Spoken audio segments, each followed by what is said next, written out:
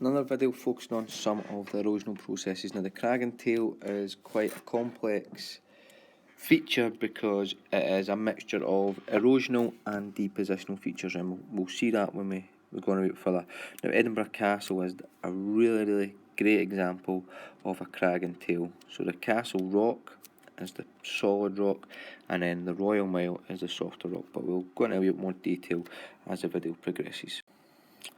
So there we have it. There's a good diagram. Yep, you've got the castle rock is the resistant volcanic rock. It's really strong, it's firm, difficult to erode. You've got the Royal Mile is much softer, which is a softer limestone, which is much easier to erode and shape.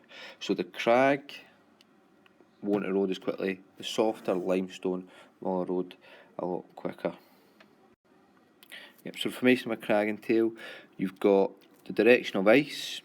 Yep, so as it hits the volcanic resistant rock, it doesn't erode it as much, and then because of that protection, the softer limestone is more of a gentle slope, and then over time, moraine gets deposited on top of the softer limestone, and that's how it becomes a mixture of erosional and depositional feature.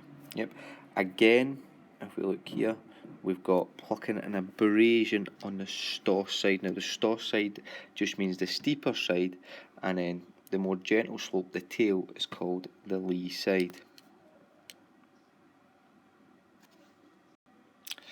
So we're moving on to a Rosh-Metoni, which basically just means rock sheep. Now this is a very small feature, as you can see from the picture here.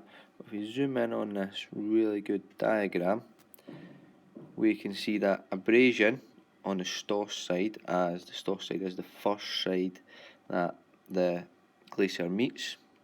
Yep, and then so we've got abrasion. Now if we explain abrasion, we can pick up a mark there. We've got plucking and freeze thaw on the lee side. So the lee side is the down valley side. Yep, and again, plucking and freeze thaw, if we explain name here, we can pick up a mark and just note the direction of this. So here is the example you want to use and the answer you would write down for a Rosh-Metoni. Yep, so encounters obstacle, melting can occur. Basal sliding, we know about basal sliding from our introduction to this unit. Abrasion, we can explain abrasion here. Yep, and we've got plucking, and we can explain that there, and we're going to pick up marks for these explanations. A wee recap task. All I want you to do is pause the video, write the numbers down one side of your notebook, and then see if you can try and match the features below, and we'll go over this in class, and this is a perfect time to ask any questions if you're unsure about anything.